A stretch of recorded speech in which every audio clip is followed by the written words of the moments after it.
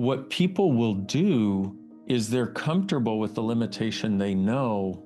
They're uncomfortable with the possibility beyond it that they don't. So even if they're suffering and they know that suffering, they're willing to hold that in place and perpetrate it on themselves as though they have no choice, because they're also comfortable believing they have no choice. It's not about changing the mechanism, it's about changing our choices and having choice to choose something different. What choices can you make right now that will allow you to have and be everything you say you truly desire?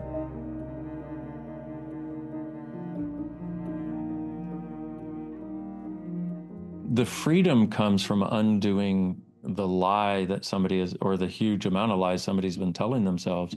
And the primary lie we tell ourselves is that we were wrong, we screwed something up. And just by following the energy and asking them questions, they show them, no, look, you weren't wrong. There was all this stuff going on. Number one, a lot of it may not have been yours. Number two, what if you're not wrong? And number three, what's the awareness that you had that you didn't acknowledge and can have now that will set you free? And that's what it's all about. It's not about do this, don't do this. It's about what can we be and explore and create together. For me, it just is. But for most of how we've lived our lives, there's this distinction and separation between body and being. They're not separate in the sense of they should have a communion, a place where they're like best friends and contribute to each other.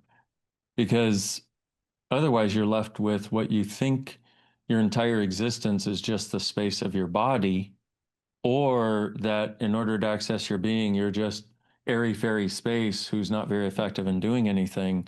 But in the convergence of those, it's a true convergence of possibilities embodied where your body gets to be this gift because it is, but it gets to access your being and be a venue for your being to explore being alive, which is just amazing. And to a very dynamic degree, it becomes about no longer living in the suffering, but living in the joy of knowing, the joy of your knowing and knowing there's more possible and actually looking forward to being alive. And here's the interesting part is in doing a session. So when somebody pops out, we'll call them up on the table. I'll work on them energetically, do this energetic synthesis of being session.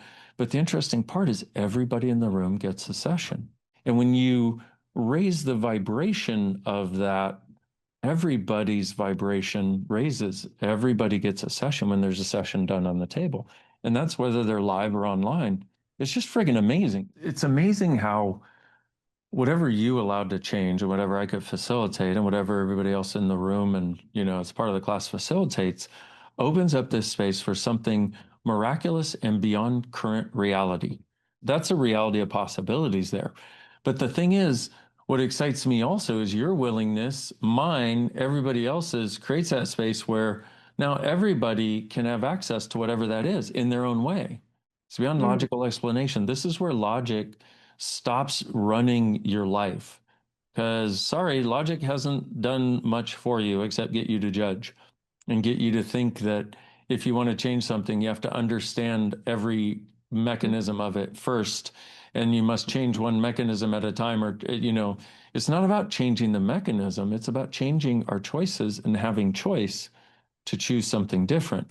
And that is not an understandable phenomenon. It's not a judgeable phenomenon. So, what choices can you make right now that will allow you to have and be everything you say you truly desire? And what are you proving with not having the life you truly desire that you are currently choosing? Remember the question you want to ask for everything. What can I be?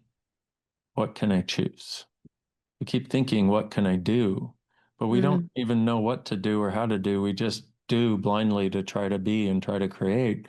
Well, what if you don't have to do that anymore? This also, by the way, is a tool for any choice you have to make. Okay. And it takes thinking out of it, which is really cool. So, what will your life be like? Not look like, it's not seeing, it's sensing.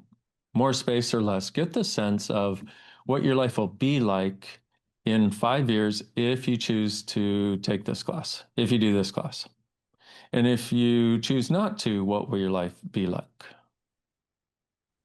Now, this is a tool for knowing what to choose with anything.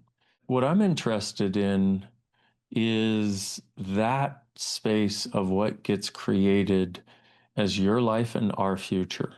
Here's one of the other things that I've noticed. I want to make a comment about money because it's been such an issue for so many people for so many years. A couple questions that Gary gave me that were really helpful. One, he said, he said, the purpose of money is to change people's realities.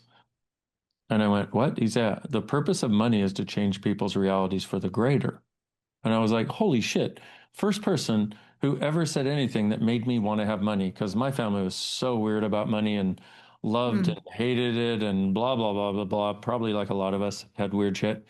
And then he said, can you change the world more with money or without money? I went, oh my God, with.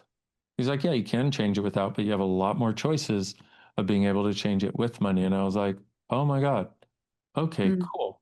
And then he said, in your life, look at this. If it weren't about the money, what would I choose? And I was like, what? He's like, if it weren't about the money, what would you choose? So I was going to buy a printer one time and I remembered we had just had this conversation and I went, okay, if it weren't about the money, what would I choose? And I was like, oh, and it was interesting because I thought, oh, I would, if it's not about the money, I'll buy the most expensive one. But instead I asked a question. I was like, if it weren't about the money, what would I choose? And I ended up getting this one that was like $150. The other one was like $500 and had all the bells and whistles and all the stuff, which is what I would have done had I not asked the question. And and I went, and for each of those, I went, what will my life be like in 5 years if I buy this one? And if I buy this one? The big one with all the bells and whistles was like this, and the other one was like this. So I buy this one, and I'm like, wow, this is weird. I'm just totally going on question, doing my best to follow the energy here. And so I take the little one home, and oh my God, it fit in the only space I had for a printer. The other one would have been way too big. And I was like, oh my God, I'm so glad I asked the question. Okay. But I want to mention one other thing that I've seen because I would like people to. This thing about money is a way that we are making ourselves suffer unnecessarily. Okay. And one thing you want to realize is you will always find the money for something you truly desire to do. Mm. Okay. So if somebody's like, oh, I'd like to do this vacation with you, but I don't have the money, what they're really telling you is, I don't want to go on vacation with you. If they're saying, oh, I'd like to come visit you, but I don't have the money, what they're really telling you is, I really am not, I don't want to come visit you. And you should realize that. And that's a choice that people have, and it's a choice you should have also. But don't lie to yourself. See, I don't care if you lie to everybody else, do not lie to yourself. Okay. So one of the things I found, like there was a lady who came to a bars class that I was facilitating. She saved up for that bars class for a year. The $350, I think it was for the bars class, she saved up for a year. She did the class, and 6 months later, her entire financial reality had changed. Previously, her entire family's excuse was money. Her excuse was money for everything she couldn't choose. When she took a leap of awareness and said yes and did it, she changed her entire financial reality. I want you to have this info for how you look at everything in your life. But what's coming up is your points of view that you're using to keep you in your comfort zone. If you make it about the money, you're going to you're going to further that thing that you can't choose because of money. It's not about the money, it's about our choice. What people will do is they're comfortable with the limitation they know. They're uncomfortable with the possibility beyond it that they don't. So even if they're suffering and they know that suffering, they're willing to hold that in place and perpetrate it on themselves as though they have no choice because they're Mm. also comfortable believing they have no choice. It's almost like they don't want to be trusted with choice. So they'll perpetrate because they're comfortable with the suffering they know. And what they're doing is they will often, what most humanoids will do is they will control themselves by controlling their money flows. They'll control their choices by creating it so they don't have the money, so they have total choice. What are you controlling with the lack of money you are choosing? Who and what are you controlling with the lack of money you are choosing? One of the things I love about all of this and the Being You class, especially, is for some people, it's the first time in their life they've been in a room where they can bring anything up without judgment, like money, for example. When have you ever heard somebody talk to you about money from no judgment and from not trying to sell you something, but just desiring you to be free in this area too? And that is my desire for you, to be free in all areas so that you actually have choice, so you can actually enjoy being alive like you're capable of.